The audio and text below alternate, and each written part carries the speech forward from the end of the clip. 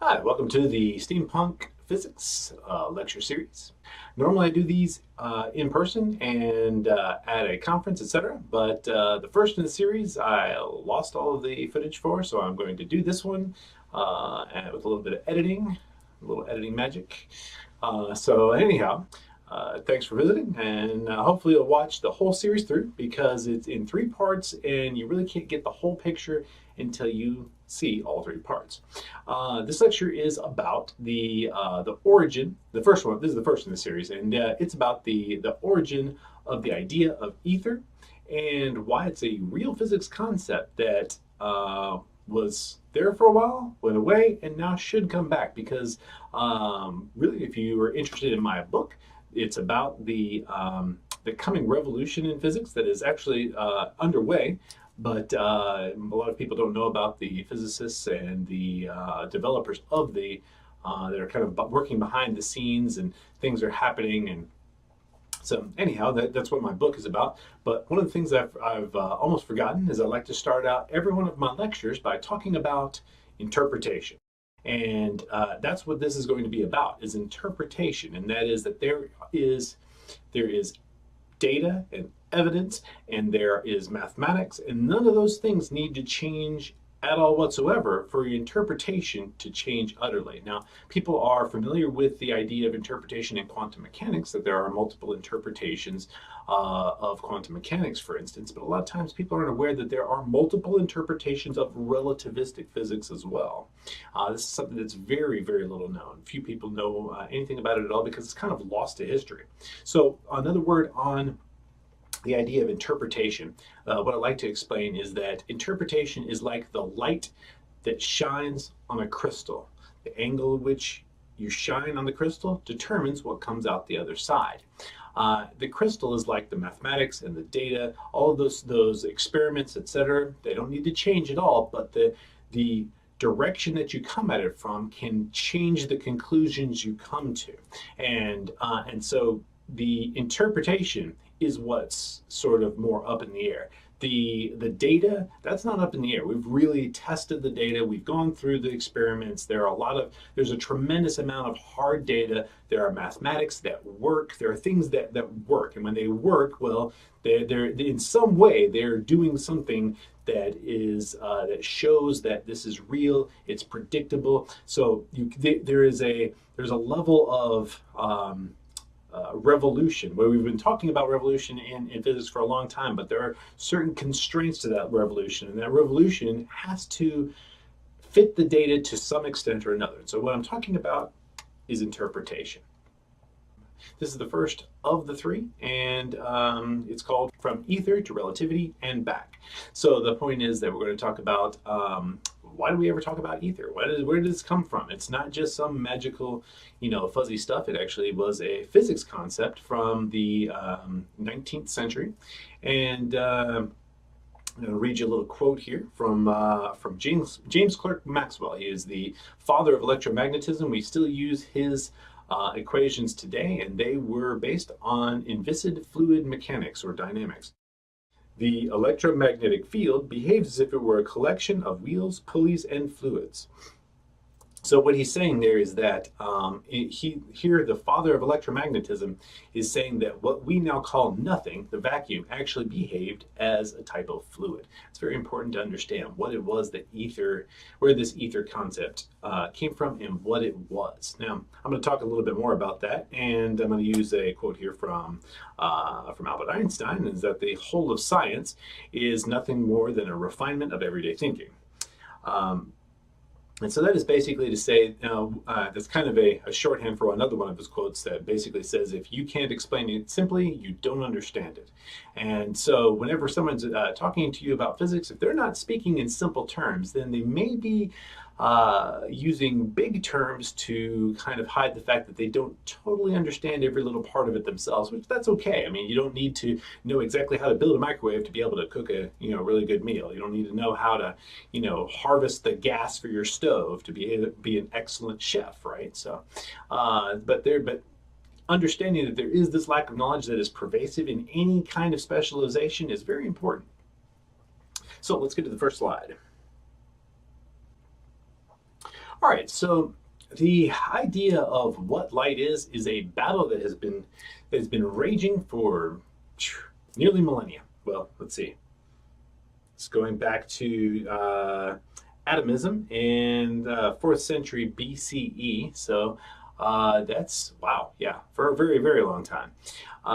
So atomism was something that was promoted by Democritus in the West, and then there were also there was Jainism and some Hindu religions, etc., in the East. So we had this idea of called atomism, which was that there is this smallest component. Atomism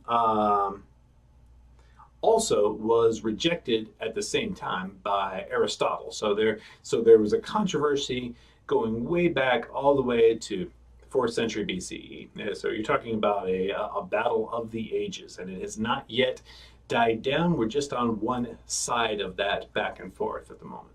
Around 1100 CE, there was Udayana, I believe was his name. Here, he was also proposed the idea of light as a particle. Then you go to fast forward to 1700 CE, and you have corpuscularianism. Now, corpuscularianism was actually part of alchemy, so you'll recognize people who were in both alchemy and also believed in corpuscularianism, and that is that you have names like René Descartes, you have Isaac Newton, Robert Boyle, John Locke, and so there's a number of names that are here. There's a number of names that are recognizable in the field. And corpuscularianism was tied up with a lot of other sort of esoteric views of reality, and we won't get into a lot of that, but let's just say that was the dominant philosophy for quite some time, all the way up until Newton and beyond Newton. Now, here's the thing. Christian Huygens was a physicist and clockmaker who discovered quite a few interesting, let's see, physical phenomena, we'll say. And he was credited with being the first to discover and show that light was a wave. Now, this was 1678 that he showed that light was a wave through diffraction and a couple of other little experiments he did with crystals, etc. And however, Isaac Newton was very famous, and the thing is, people tend to go towards fame more than they do evidence. So even with the evidence that Christian Huygens brought forward, which was pretty much undeniable, for almost 200 years, science was left behind because they continued to hold on to fame and popularity of Newton's ideas and the ballistic theory of light, which was based on corpuscles. So this is these units of light that were that supposedly would come off of an object, and so they were called corpuscles before they were called photons.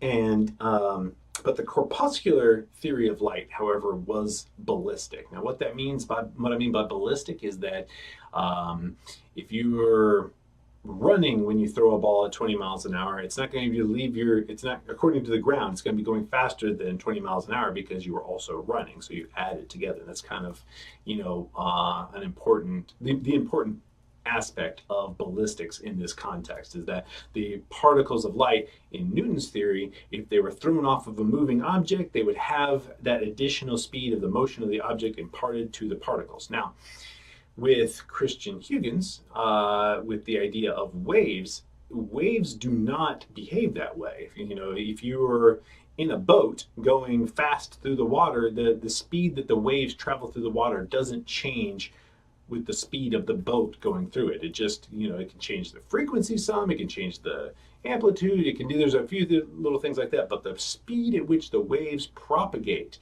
the speed at which they travel through the water is depending on the water, not on the boat. So let's talk a little bit more about waves. So why is it that we would need this concept of ether that goes in, and it goes all the way back? It was the upper air that the gods breathe was the name of it. So we have both the term atom going all the way back into, nearly into prehistory, and you've got the term ether going all the way back to the Greeks, etc. So why did we need this concept? Well, the thing is that when you go for a run, for instance, you go for a run. Without a runner, there is no such thing as a run. You can't hold a run in your hand. If you remove the runner, the run doesn't exist. The same thing is true of a wave. A wave is something happening to something else. In other words, a wave is a compression and rarefaction.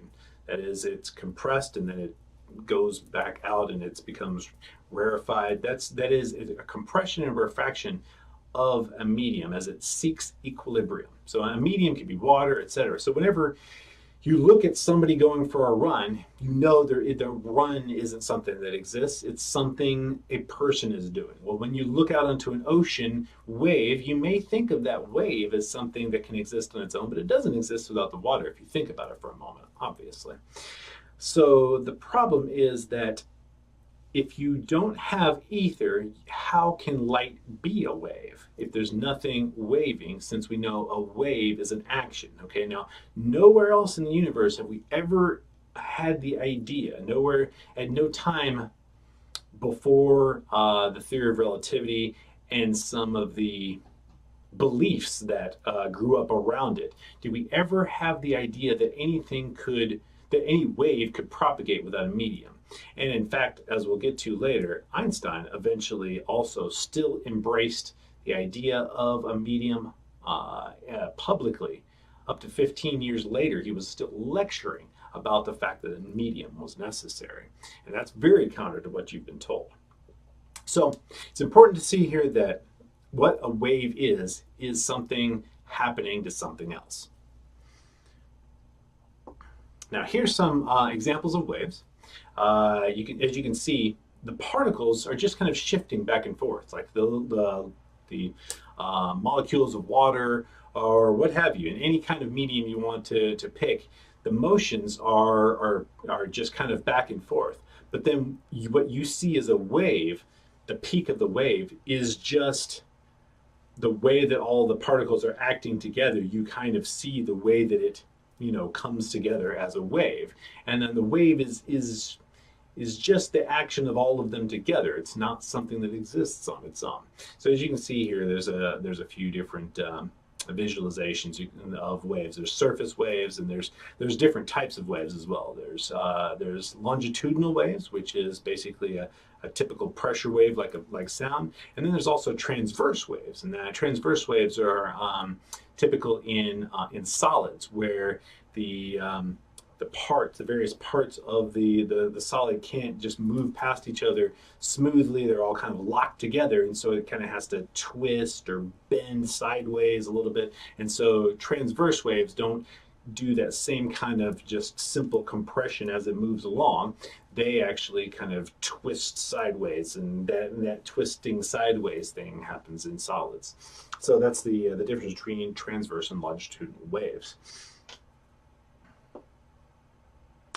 Now here, some of the other things that are present in wave phenomena is that you have something called interference. And that is, interference is when you have a peak and a peak of a wave line up, which is where it's the most compressed, usually is what a peak to a wave is. Then if two of them are going across each other and they're peak to peak, then that wave will be higher because they add together. But if they are peak to trough, then they'll cancel each other out. And so the wave will actually become smaller, depending on the amplitude of the two. If the amplitude is equal, then it doubles or cancels. Pretty obvious there. Another phenomenon is called diffraction. And what diffraction is that as a wave passes by a barrier, it will tend to move around that barrier. Now, there's a variety of reasons we'll probably talk about later for why that might be happening, but that's one of the parts of what a wave does. And as you can see here on this slide, there is what I'm showing is that there's plane waves, and that is waves that are not circular, but they're in a plane, and they're kind of flattened out. When they strike a hole, and then they go out through that small hole, what will happen is then they become your typical circular waves. Well, what I'm showing here is a two-slit experiment. And as you can see, if you follow the lines there, what's occurring in that two-slit experiment, or dual-slit experiment, is that the wave goes through the initial one, showing on this particular slide. It goes through one, and then it goes through those two more slits, and then those slits, the waves are rounded, and they're going and they're going across each other, and so there's this up down up down up down interference that is both constructive and destructive, and that is when they cancel or double. And so what you'll actually see on a screen as they're hitting that screen is areas where the waves cancel out and areas where they are much higher. So that's actually called fringes, and this is going to be important when we talk about some of the experiments that led to the letting go of the ether idea for a while. Let's go to the next slide here. Now, what we're showing here is that what's important if we were to use ping pong balls and we were to shoot them at two little slots and allow the ping pong balls to go through, or actually I think this looks more like marshmallows because they're sticking to the board. So if we were to fire marshmallows at a board at two slots, and then they would go through, and you'd just see two lines on the other end. Where, I mean, if we just threw tons of them at it, only the ones that passed through would get through the other side, and you'd see two lines because of the two slots. That's how particles interact with slits like that. They don't have diffraction. However, with diffraction, that's when you start to get the fringes. The fringe phenomena comes up, and that is because as they go through the slot, what happens is it curves around and becomes a circular wave, and then those waves are interacting with each other. So that is one of the ways in which we can see that light behaves as a wave, and that it doesn't have that two-slot thing. It instead shows it shows interference. So now, one of the things I probably should have added another slide right here, but in another experiment, if we were to, the most famous experiment that a lot of people know about, called the two-slit or dual-slit experiment, and that is that there is a single electron dual-slit experiment. And what this means is that one at a time, particles were fired through, and they appeared to create, even though they were fired one at a time, once they stacked up, which you ended up seeing is that same interference pattern. So you may have heard of the whole idea of wave-particle duality. That we're going to cover in the next lecture. And so don't let that confuse you for the moment. What we're going to talk about specifically, however, is just the wave nature of light for the most part. So that we know that it is waves, and there is some question of the whole idea of wave-particle duality that I will be getting to and answering, but for now, let's talk about the ether. So the ether is what is necessary for waves to propagate. Electromagnetic waves, we know that light and radio and X-rays, all of those different waves are, including visible light and the entire spectrum. Whenever we're referring to light in physics terms, it's, we're talking about all of the electromagnetic spectrum usually. So the idea of the ether was that we had to have something waving if we knew that electromagnetic waves could pass through a vacuum.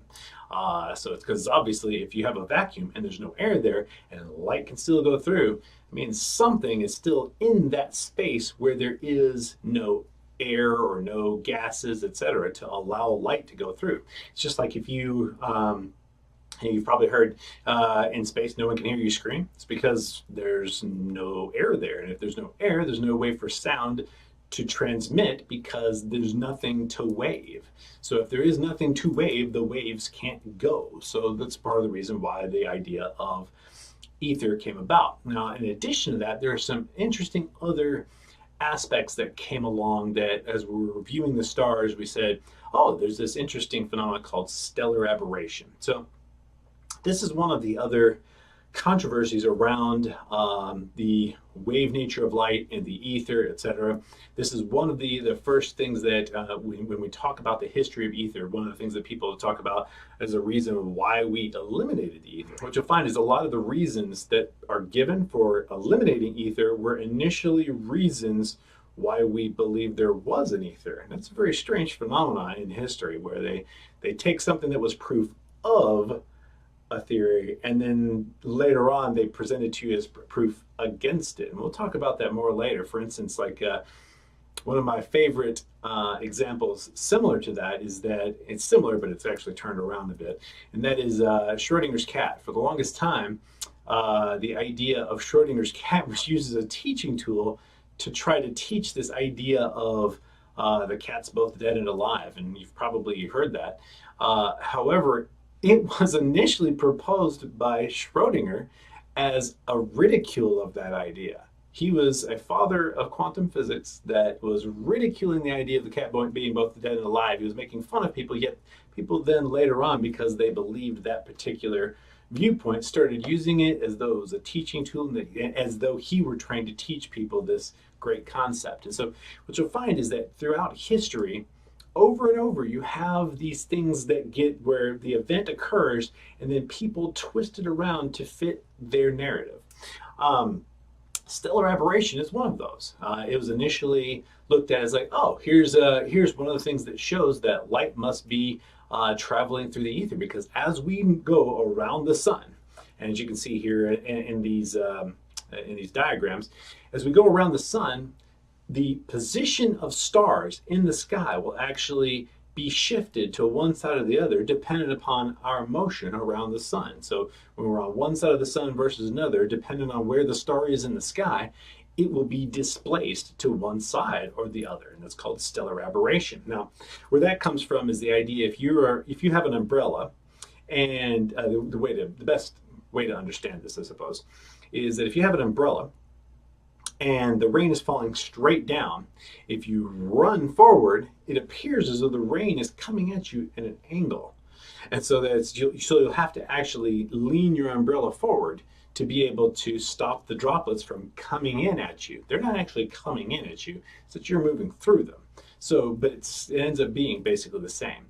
The same thing is also true for waves, and for both waves and particles, obviously. So what was not obvious to people, though apparently in recent times, is that it's true for waves and particles. They started believing it was only true for particles, and that's just simply not true. So the important thing to understand here is what stellar aberration is the change of the positions in the sky. So then when we were looking at this, there are a few different considerations that were going on at the time. And some of them were, you have to realize that at the time, just around the development of relativity, there was a question of whether or not ballistic theory was still accurate. So many of the arguments against ether have been confused with arguments against ballistics. So whenever people speak about classical physics, they may be still talking about that old hanger-on theory, which was still hanging around, that ballistic theory might be true, and there's reason for that. I'll address in a minute. But let's get back to stellar aberration. So as you can see in the drawings here, one of the things that if you've got a river that is moving, and you need to go across the river as a swimmer, if you're trying to get to a particular place on the shore, you're going to have to lead it. Like, I don't know if anyone, if you're familiar with, shooting at things, you have to lead your target. If you're shooting at a moving target, you have to lead them. Well, the same thing is true if you're a swimmer and you want to hit a certain place in the bank. If the river's going this way, you have to shoot upstream. You have to swim upstream to be able to have any chance of hitting the bank at the place that you want to go.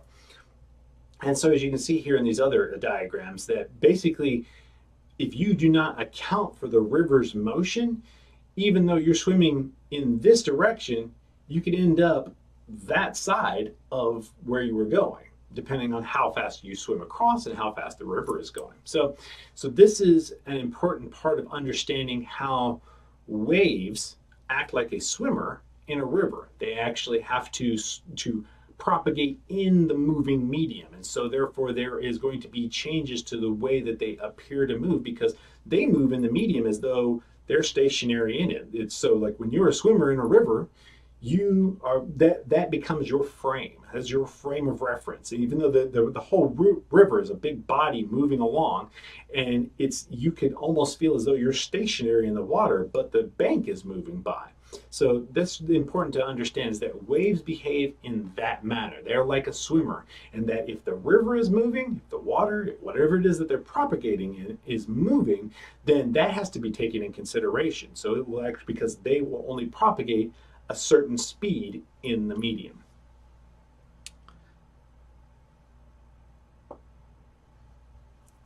Now, here on the left-hand side, what we have is an example of the problem with stellar aberration, and this actually, it doesn't really work for ballistics or waves. It doesn't. It's just a faulty conception at its base. As you can see now looking at it, it kind of makes sense. It's like, oh yeah, if the medium happens to be moving along with an object, then maybe there's some sort of problem. So what this is a callback to is, in stellar aberration, some of the considerations that were going on is the idea that maybe the Earth dragged ether along with it, and so there was a bunch of ether that was moving with it, and so the light coming in from a star might have to deal with that dragged ether. Well, what those lines represent is a telescope. And so the telescope is having to look forward of the actual location of where the light is coming from. So that makes sense. However, what you see on the right is the argument against stellar aberration and dragged ether. So what you've got is this blue substance here that looks like it's catching the particle, and then the particle continues to propagate straight down into the vessel. And so this is theoretically an argument against the idea of dragged ether. So the problem with that, however, is that whenever we have any kind of border transition like that in real wave mechanics, there actually will be a change in the angle of incidence of the wave. So the example they're giving here, if it were ballistic, when it hit that medium, it would then change its direction because the energy would be at a different angle. And with waves, it does the same thing. So it is an argument that doesn't work for anything at all, but it is a common argument. You can go on Wikipedia right now and find it. That argument will be there, and it is completely false if you do any digging at all. Now that should be amazing by itself, but there are a variety of these things where there are these leftover arguments that are propping up a narrative that has to do with an interpretation and doesn't have to do really with any evidence. It has to do with a set of beliefs that people want to uphold. So I've got another example here of if you look at a billiard table. Let's say I cut a billiard table in half, and then I've got some huge plane that I can move the table along beside it so that the two surfaces are lined up, and that's what I've kind of got going there. If it's a wave, then that means from transitioning from one area to another, it's going to have to impart energy on the next particle in the line, or what have you, if it's a wave. So there's a substance that has to impart energy on the next, from one to the next to the next to the next, just like you saw in the example of how waves propagate earlier. So just like a billiard ball, it would behave a lot like ballistics, and that's what we see in wave mechanics, is that there is a change to the angle of incidence because of the energy interaction of the parts at the borderline, at that border. So that's just another demonstration that may be easier to see when we think of billiard balls, and it's a little bit better analogy. So, so the argument against ether based upon stellar aberration makes no sense at all. So when and where did we finally decide that ether has to go away? Well, that's a lot more complicated than most people would have you believe. The common explanation, the common reason given is the Michelson-Morley experiment. Now, what happened in the Michelson-Morley experiment is that Michelson, that's America's first Nobel Prize winner, he devised an instrument for measuring the motion of the solar system through our galaxy. So he knew that we are moving around the sun at a given rate. That was well known. It was established by some interesting stuff with the moons of Jupiter. I went through that at one time. It was just ingenious, and I can't remember exactly how they did it, but it was some really neat stuff that they had figured out there. But it was just the interaction of shadows and some really neat stuff. But what Michelson thought to himself was, so if we are moving around the sun and our sun is moving through the galaxy, we should be able to, based upon the ether wind, we should be able to detect how fast we're going because of that swimmer in a river phenomenon. He knew that if light is a wave and there is this ether, then that it's having to propagate through, and then we're moving, there has to be some place that's stationary with ether, right? Well, right here I'm going to stop for just a moment. I'm going to talk about some of his assumptions. So I've talked about the idea of an entrained ether or a dragged ether. These are things that came about both before and after Michelson-Morley experiment. But the idea of ether being dragged along with it or going through it, all of these things, there's a variety of assumptions that one could have about the ether, and because it wasn't well established, some arguments against ether are against one of a number of conflicting theories and not against the whole concept itself, though it is presented as such. So when Michelson decided that he could determine how fast we're going through the universe, or going through our galaxy, I mean, he was basically assuming that ether behaved like a grid. That it was just a solid grid, and the Earth just right through it, and it wasn't behaving like a fluid. He didn't treat it like behaving like a fluid. He treated it as though what it's like is if we were to imagine trying to navigate from the U.S. to Africa in a boat that had a little paddle wheel to determine how much water you went through. Imagine how far off you'd be. There's tides and currents and all sorts of eddies and whirls that are happening in the water underneath you, that if you just determined things based on that, you'd be hopelessly lost. So one of the first assumptions that Michelson had is that this thing that Maxwell called gears and wheels and pulleys and a fluid, he was presuming that it acted like a grid. Now, why did he do that? Part of it is because of the idea of transverse waves. Light was, I believe it might have been known to be a transverse wave at the time. I'm not certain of that. But the idea that it propagated in a transverse fashion made people believe that perhaps ether behaves like a solid. Now, that's not necessarily true, because there are a variety of substances we know now that can behave as both a solid or as a liquid, at different times, like liquid crystal, for instance. But there are other considerations that we'll talk about later that kind of make some of these things very presumptuous. So, all that aside, presuming that the ether moves like a grid, we should be able to determine how fast we're moving around the sun, and how fast the whole solar system is moving through the galaxy if ether behaved like that. And in his first experiment in 1881, he got a null, and he decided that it wasn't, perhaps it just wasn't sensitive enough. So he did a second experiment in 1887. And this one he also reported as null. Now, it wasn't actually null. What it detected was around 8 to 12 kilometers per second, which is 1/3 of the speed that was expected. So in other words, the minimum speed expected was at least the Earth's motion around the sun, right? So, and that is presuming somehow that this stationary grid of ether was centered on the sun, and that somehow the sun was the center of the universe. Then, you know, there's kind of a weird thing going on there with all these presumptions. And but it should be at least going that fast, right? And so what he ended up detecting, however, was 1/3 of that.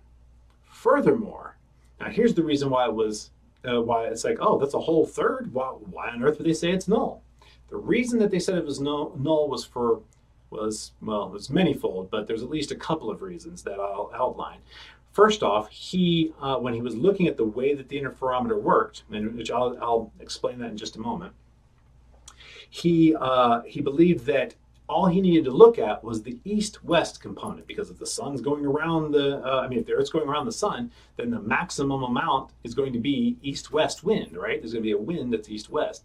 And that's what he looked at, directly at that. Not at where it was the most wind, but only specifically when it was looking east-west. And it turned all the way around and looked in all directions. It was actually the direction of the wind that I mentioned, that 8 to 12 kilometers per second, that was actually in a northwesterly direction. So the first reason is that he presumed it to be going in a certain direction. And then the other thing is, I said it was 1/3 of the speed. However, it was not 1/3 of the reading. Now, understanding that this is a second order effect, the way that it works is that there is not a linear relationship between the size of the reading and the speed that we're going through the ether. Now, this gets a little mathy, so we won't really get into it. You can investigate that yourself if you like, but there is a nonlinear relationship between the two, such that a very, very small reading could still be 1/3 of the actual speed. So in other words, as you add more speed, you end up adding just a little more speed will add a tremendous amount more reading. And so understanding that aspect of it is why it was reported as null, even though it detected 1/3 the speed, because the reading, the size of the distance that the fringes move, which is actually that whole interference thing that we were talking about a little bit earlier, that is what was exceedingly small, and that is why you have this reported null. But all that aside, let us focus on the idea that it was in fact null. Now let me explain to you how the interferometer experiment worked. So what he did is, because of the fact that he knew that light would have to be like the swimmer, he said to himself, that means that if I put mirrors apart from each other and have light go one direction versus another direction, if there's a wind going by, then the distance that it actually has to go is it's playing catch up to try to go upstream of the wind versus going across will be very, very different. It's basically like setting up a race between a swimmer who's going across a river and one who's going up it and back. So one going across and back and up and back. And if the distance between this point and across the river is exactly the same as the distance along the shore up the river, the actual distance that the swimmers have to go is different, even though the physical distance in our normal frame of just looking at the river is the same. There's the swimmer who has to go upstream and back down actually has to swim further in the water than the swimmer who has to go across and back.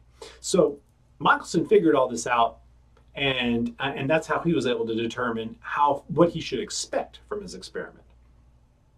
And so that is the Michelson-Morley experiment in a nutshell.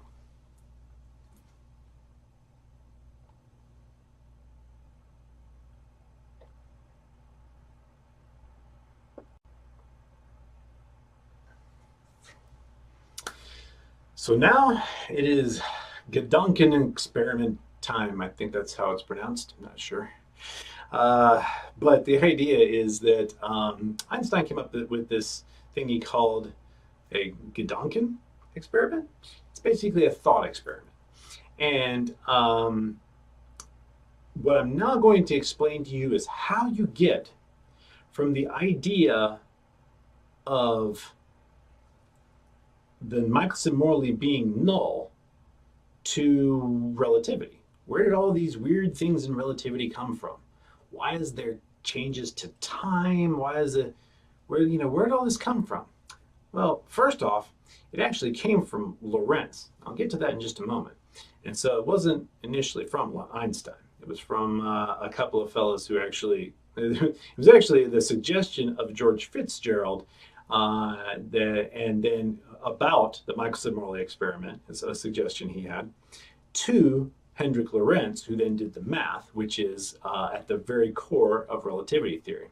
First, let's talk about time. So, the idea expressed in special relativity is this. Now, as you can see, there is what I've got here on the right-hand side is a picture of a train, and it looks like some guys shooting arrows out of it. In the top picture of the train, what you have is guys shooting an arrow, and in the bottom one, you have guys shooting lasers. Now, on the top one, it really shouldn't say 200 for both of them, because if a guy can shoot a bow at 200 kilometers per hour, and the train is also moving 100 kilometers per hour, I guess the reason why they're showing the 200 there is to represent the speed of the bow. But the total speed of the arrow coming from the guy on the train is going to be 300 kilometers per hour. That's ballistics. So, but the interesting thing is that the guy on the train, if you were to look at how fast the arrow is going past him from the guy who shot from the ground, what he's going to say is it's only moving at 100 kilometers per hour. So there's this consideration of the way in which they both look at things and their frame of reference. And this is, once again, this is ballistics, but this is important to understand because in relativity theory, light particles behave in a way that is not ballistic. Not only is it not ballistic, it doesn't behave like a wave either. It behaves like neither of these things, and it behaves in a way that has never been seen before or since in anything else in all of the physical reality that we know of.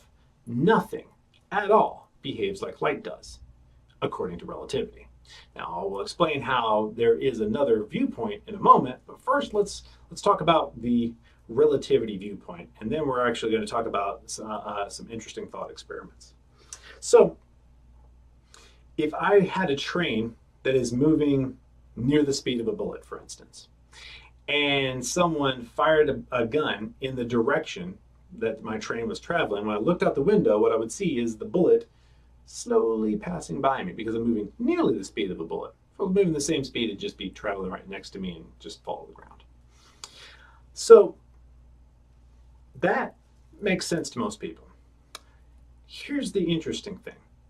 So you understand that when I'm comparing somebody firing from the ground, somebody firing on a train, arrow, bullet, what have you, they're going to be added together. This all makes sense. However, what happens according to relativity with light is that if I have a guy on the train who's firing a laser in the same direction as the train. Now let's go back to our example again with the bullet. Fire a bullet in the direction of the train the moment I pass by, and if that train is moving nearly the speed of a bullet, and I'm saying that because people will argue with the idea of a train moving at the speed of light, which I'm going to mention in a moment, then what you're going to see is the bullet slowly passing you. With light, however, what relativity describes is something called constancy. And what happens is you can fire a laser and you know it travels at the speed of light, whether you're on the train or whether you're on the ground. But here's the interesting interaction that a lot of people do not understand well because it makes no sense at all, and there's nothing else in the universe that does anything like this. And that is, if I'm in a train traveling nearly the speed of light and someone fires a laser beam in the same direction that I'm going At the moment I pass, you would think that what I would see is the laser beam just kind of slowly passing by, the first wavefront of the laser beam. That's not what you see, however. What you instead see, according to relativity, is the light still passing you at the speed of light, even though you're already going in the same direction at nearly that speed. It's almost as though it's sped up because you did. That makes no sense at all. Where did this crazy idea come from? Where did this completely irrational light travels according to however you're moving, where did this idea come from? It comes from Lorentz. And what he was trying to do is he was trying to solve the problem of the Michelson null. And what I mean by this is that once the news of the Michelson-Morley experiment got out, that it was null, and now most people didn't really look further into it than that. They just assumed that that was true. Physics had a conundrum, had something that made no sense at all. None whatsoever. It's completely irrational. So there was a few different solutions to that. One of them is the idea that they went back to maybe it's ballistics again. Maybe the reason you're getting the null is that light's not actually a wave and we're wrong somehow, which that's just irrational. But maybe we're just wrong somehow and it's actually ballistic, and so it's having to move along with the mirrors. You know, maybe it's, you know, and that's where they started getting this idea of wave and particle duality, is because, you know, maybe there's something going with that. It's still having to travel with you. That doesn't make much sense, and Lorentz knew that that didn't make much sense. Oh, and just to back up for a moment, one of the things I wanted to point out here is if you see at the bottom there, that's the idea of a ball bouncing. If you bounce a ball, for instance, in a train, then you don't have to worry about, you know, where it's going to be according to the ground. But when people see you bouncing the ball in the train, if they're to watch, the ball looks like it's, instead of going up and down like you see it, it looks like it's going in this long arc. Now, one other thing I'm going to talk about for you to understand how waves work, which are completely different than what's being described by relativity about light, which is a wave. And that is, think about speaking in an airplane. I don't need to, even though that airplane is moving very fast, it could be moving faster than the speed of sound, in fact. And I could talk to somebody inside the cabin and the pitch of my voice wouldn't be changed. I wouldn't have to worry, just like I don't have to worry about tossing the ball across the aisle in a jetliner. I don't have to worry about how fast we're going. It's all taken care of for me. That's called Galilean relativity. You also need not worry about how sound is going to be impacted because you're carrying sound, you're carrying the medium with you. The cabin is closed. The air is moving with you, and so therefore the waves that you create, the sound waves that you create, travel inside the cabin. So when the waves travel inside the cabin, then they're going to be moving in a way that makes sense to anyone, right? And if I were to hollow out the cabin and I was to allow the air to rush through, then one of the things that would happen is it will be torn apart by the wind, but let's just assume for a minute you weren't. But if you're traveling near the speed of sound, when you gave off sound waves, they would all stack up on each other. That's what creates a sonic boom.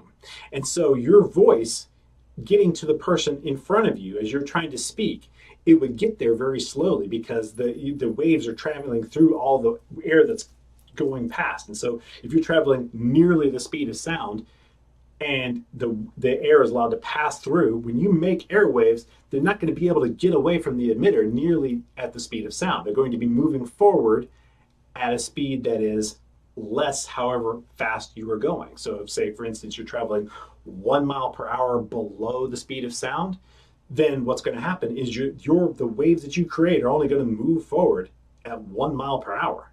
Now, they'll be moving back at almost twice the speed of sound, but they'll be moving forward, according to you, in the jet at what appears to be only 1 mile per hour. And not only that, they get so stacked up that the frequency changes. That's where you hear the Doppler effect in like a bus going by goes, that's the change in the frequency that happens because there is a difference between the waves being emitted and the speed. There's a difference between the medium and the emitter. There's a difference in speed. It's not stationary, and so therefore the speed of the waves is still governed by where the medium is and what it's doing. So we talked about all that to talk about this weird solution. Now, what is it that Lorentz came up with?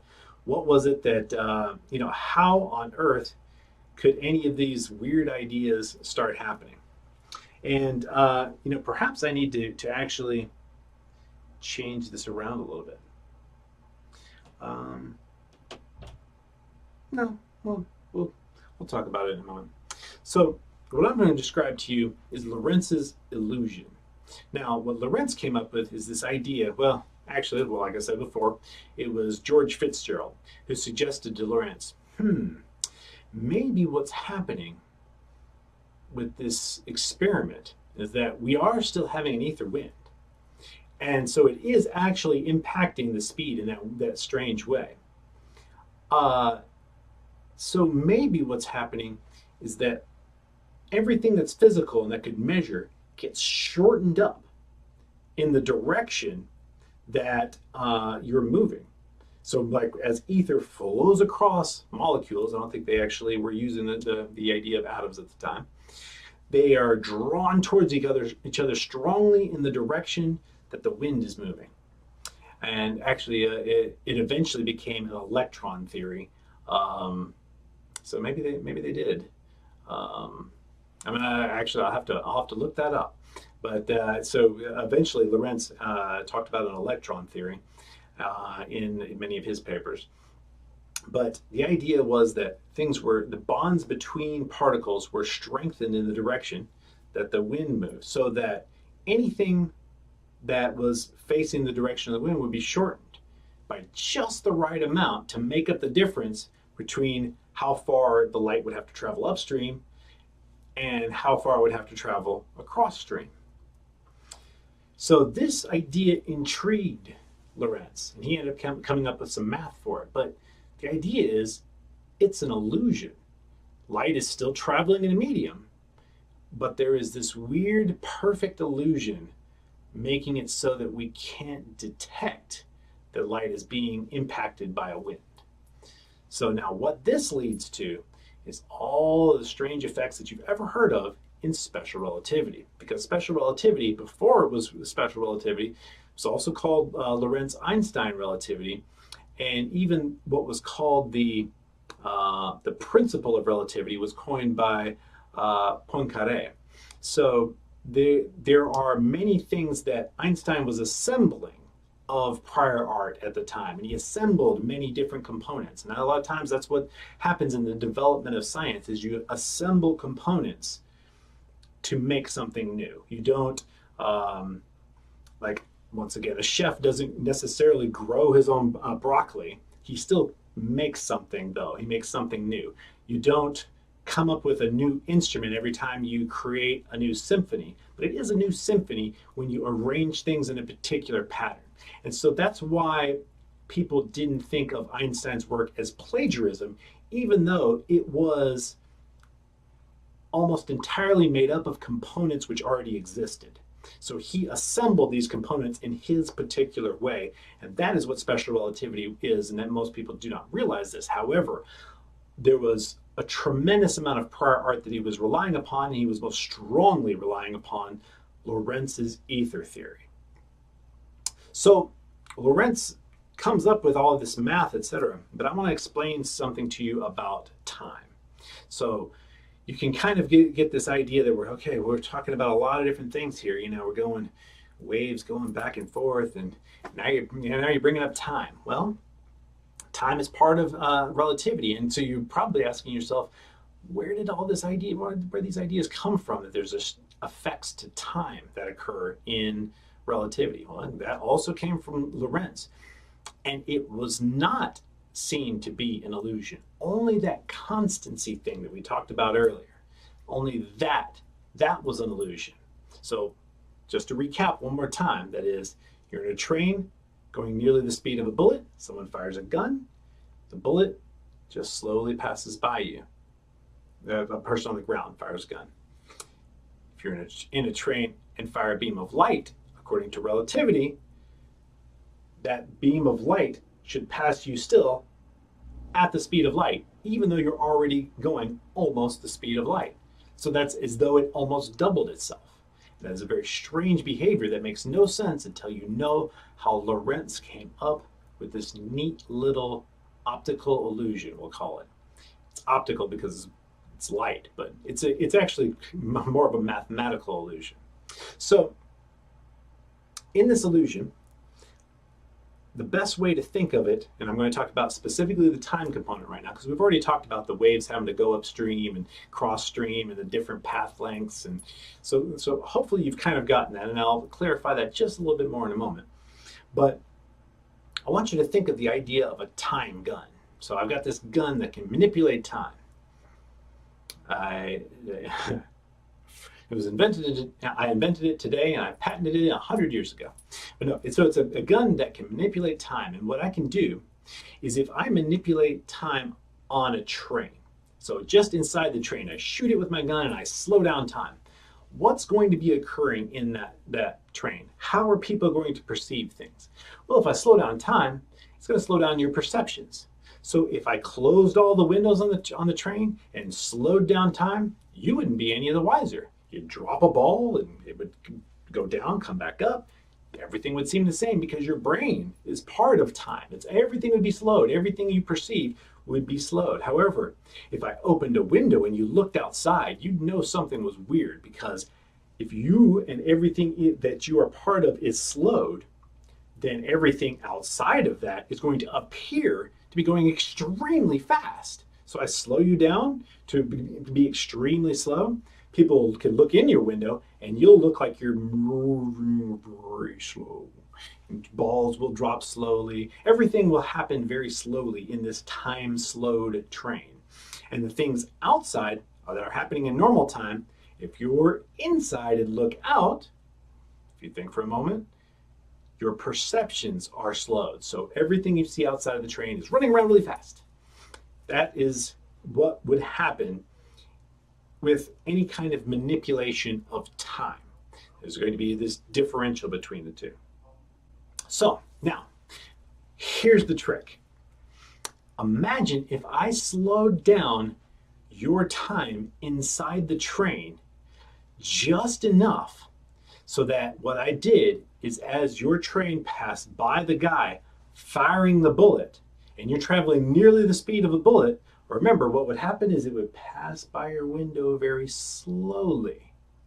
But if I slowed down your time inside the train, then I could speed up the bullet. Now, I wouldn't be really speeding up the bullet, and it would really be traveling past your window according to everybody else's time very slowly. But your perception of things outside the train would be all messed up. And so I could slow your time just the right amount to make it that bullet goes past your window at the speed of a bullet. Now that is where Lorentz came up with his idea. That's part of the whole idea. It's both the back and forth and shortening of things that Fitzgerald suggested, and it's also that change to time as well. But here's the difference between Lorentz and Einstein. There's one particular, specific difference between his theory and Einstein's. And that is, that trick I just told you only works in one direction. If that bullet was going back the other way, even if I slowed down your time, if I slow your time, that's not going to fix the bullet going in the other direction. So what Lorentz did is he created an experiment, and he created the math around the idea of the average of both the up and the back. But the thing is, that means that light would still appear to travel in one direction faster than another to any experimenter who is moving through the ether and can test the speed of light in one direction. So theoretically, right there, that should be an experiment that could totally separate Lorentz's idea from Einstein's. So somebody must have done it right by now, right? No, it's never been successfully accomplished. We have never done a one-way speed of light test that could determine whether Einstein's idea and Lorentz's idea are compatible, or which one is the better of the two.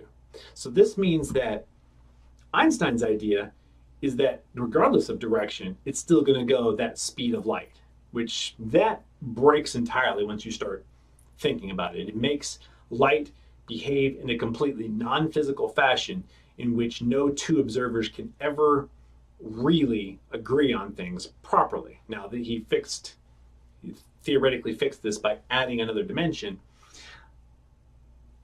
and that's a very long discussion that we need not get into right now. The point is that there is a completely valid interpretation of the Michelson-Morley experiment, and the person who initially designed the math came up with an idea that almost no one knows about anymore. Almost no one understands that it was an illusion, the idea of constancy, the idea that what appears to be a doubling of the speed in one direction is actually mathematically, it's hidden behind things in math such that it's just an average of up and back that will always appear to be just the right amount. So now let's talk about this in detail, because understanding exactly how relativity works really clears things up for most people.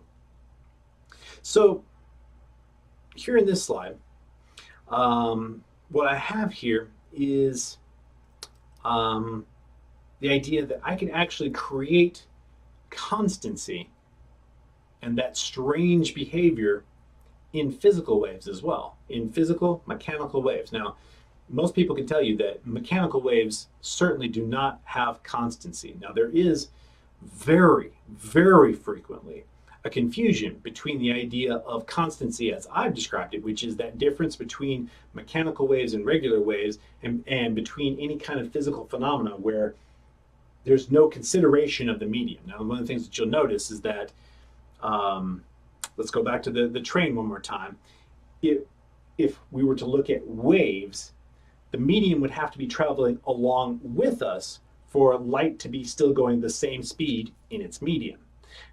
So wherever the medium is always determines the speed of light. And so we're kind of presuming that the medium was stationary with the guy shooting the laser from the ground, which means that there would actually be alterations to the laser speed inside the cabin as well if the medium was a particular stationary thing that you couldn't carry along with you but passed through all things. And that was one of the assumptions about ethers, that it was able to pass through things, and that's kind of a necessity. So here's the thing. Many times people get confused about the idea of constancy, and they think that simply something being the same speed in a medium in space, and that is the wave equation, for instance. One of the things that is often said since only 2004 in Michio Kaku, I believe is how you pronounce his name. No, don't quote me on that.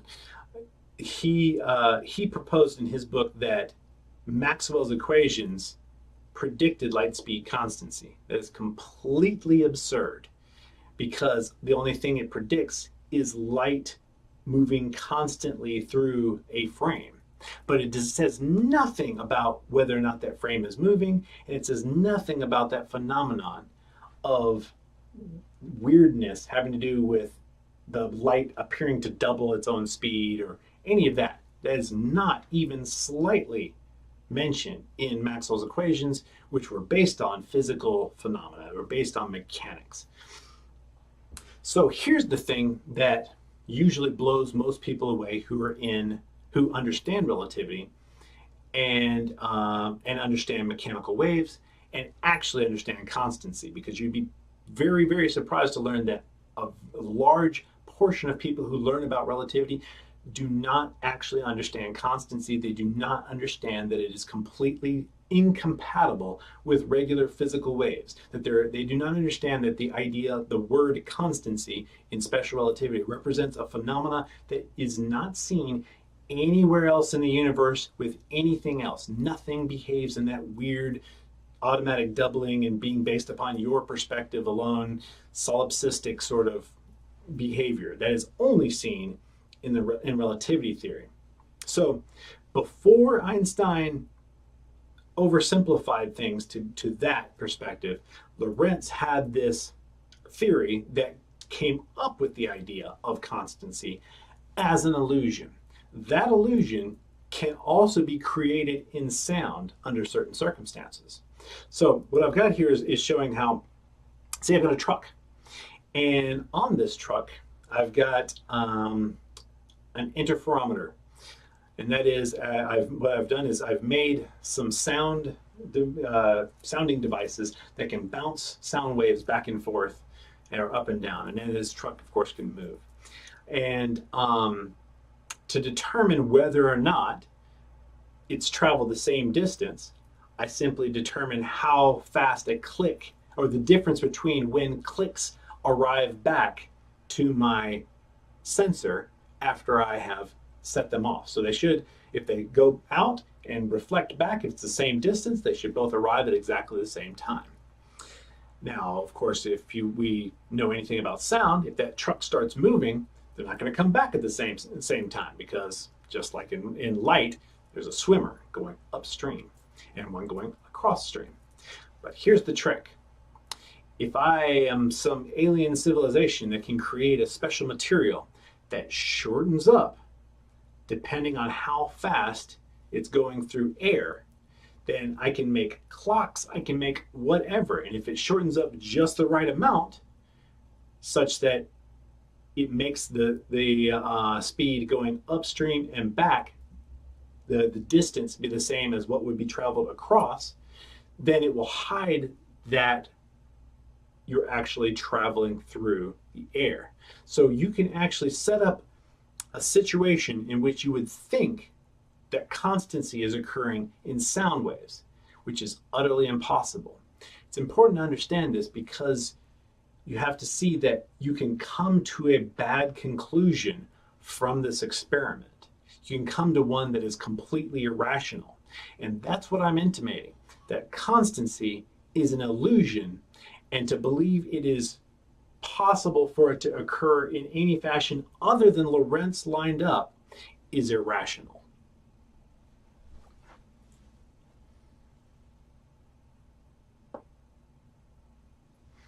Most people, however, do not understand that aspect of relativity well enough to see how it is irrational, because they cannot see how we ever came to these ideas in the first place. Now I've described it in a way in which you can see how, coming from the ether perspective, we know exactly how we got to these ideas of shortening up things, how we got to the idea of time, by the way.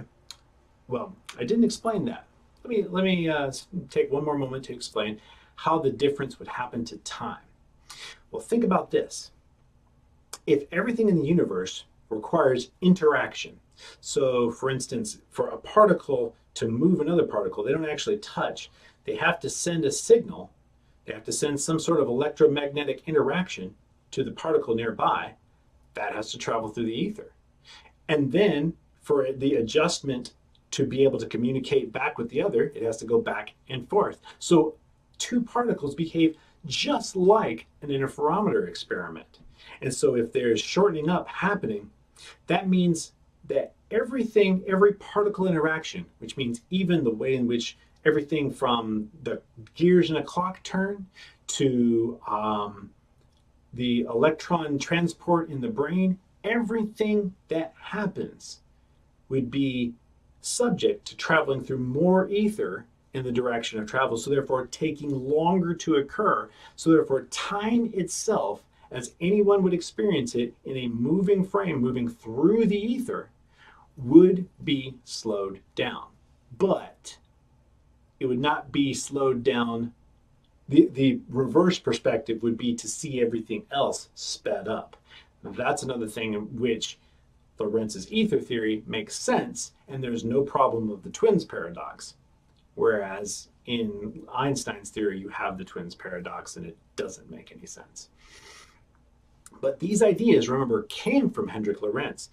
And Einstein, it appears through some historical digging, did not entirely understand that it was an illusion that Lorentz created. The constancy was an illusion. He didn't seem to understand the problem with it, but the fact that it worked so well and he got so many accolades meant that there was really no going back. So when it comes down to it, there is no mathematical difference between relativity and Lorentz ether theory. The very beating heart of relativity is Lorentz's change factor, the amount by which something has to be shortened up, and therefore the amount that time will change for this illusion to occur that makes up for the way that light is impacted by the motion of ether. So there's no real mathematical difference between the two. And there's never been an experiment to verify the difference between the two, because there's never been a successful one-way speed of light test that proved that light was the same speed in all directions, because that would separate Einstein's theory from Lorentz's. So therefore, what we have is equivalent theories, and there is no fight between the idea of ether and relativity. They are completely compatible, and in fact, relativistic ideas and math are based upon the way in which ether and the light traveling through it are impacted by motion.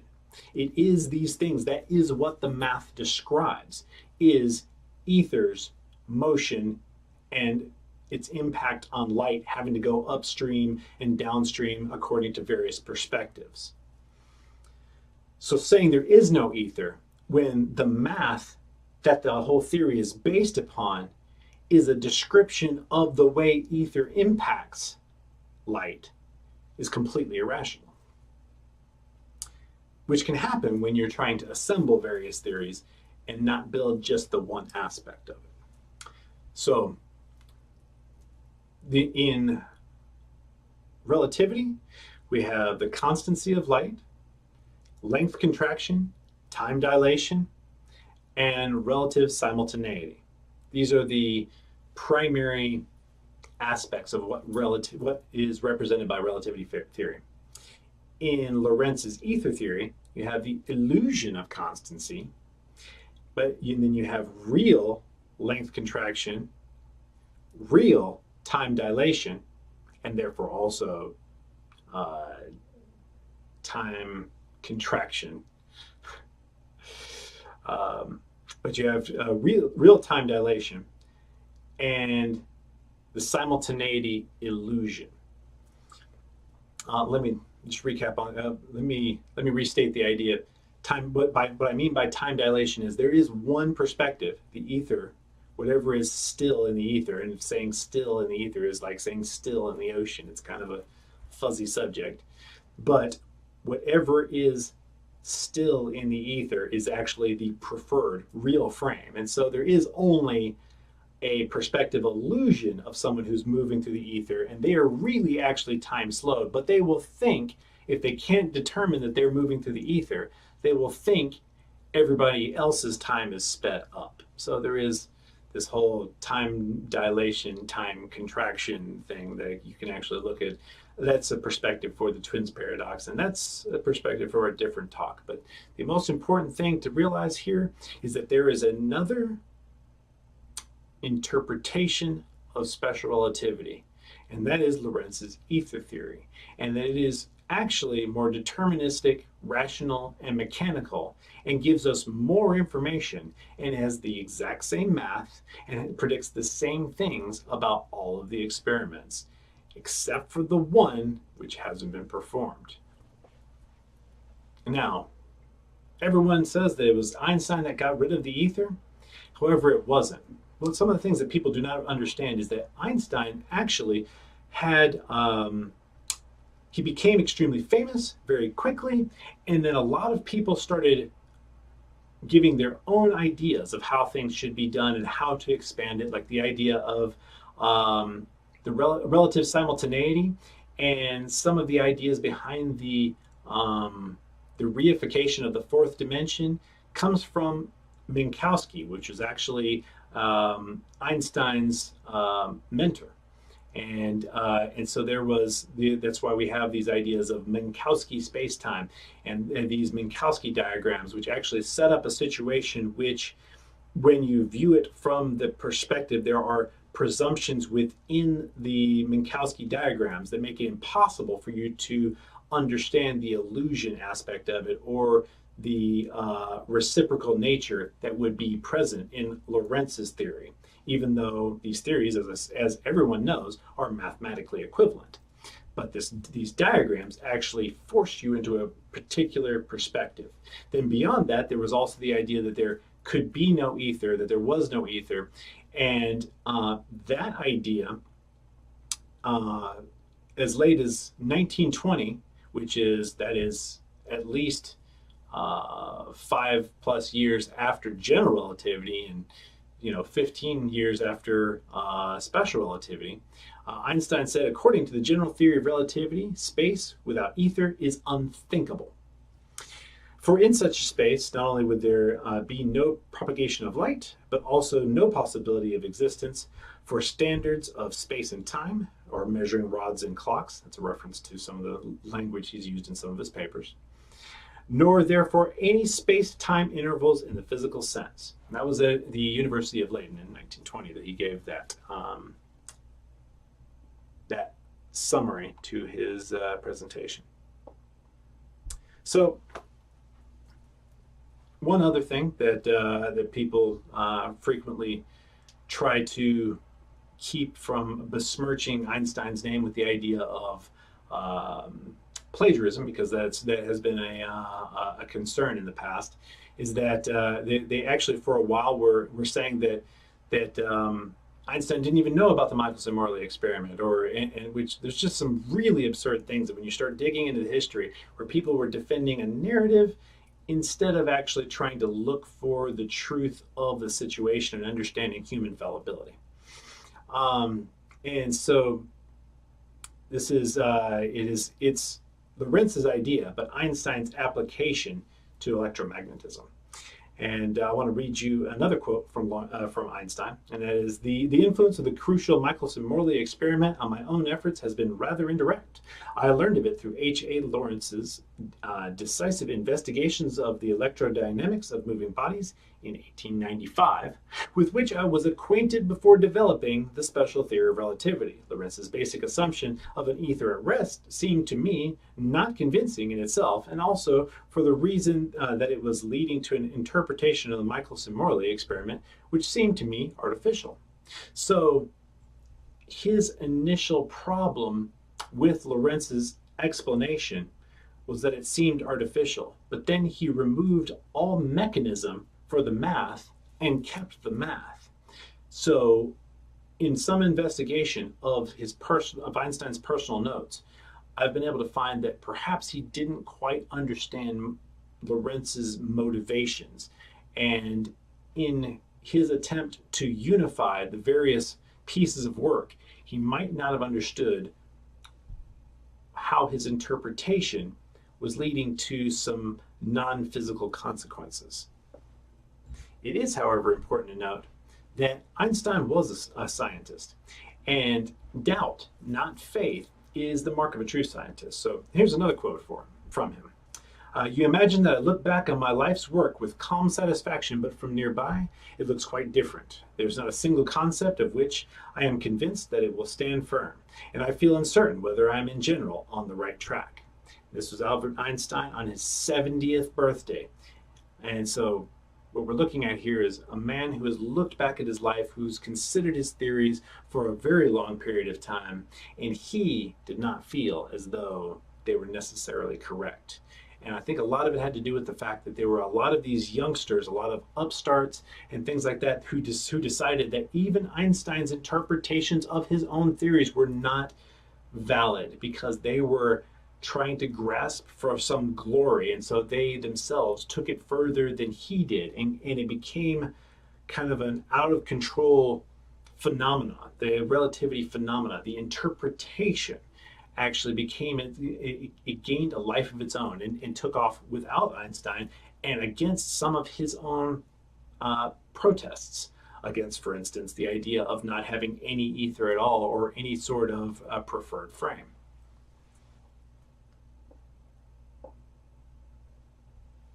So, what we have is the ghost of philosophy's past. It's a battle between the idea of continuous and discrete, And what we're going to be talking about in the next lecture is the idea of superfluid quantum vacuum, and that is where these ideas all can come together into one rational perspective that makes sense. Now, superfluid quantum vacuum is not an extremely new thing, but there is a tremendous amount of new work being done. There's a lot of new experiments that have given us more information. And so perhaps we can get around this idea of where we have particles that have no mass and then waves that have no medium, and get back to a perspective that marries these behaviors of both particle and wave in a way that is completely rational and deterministic. And that's what we're going to be talking about in the next lecture. Thanks for watching.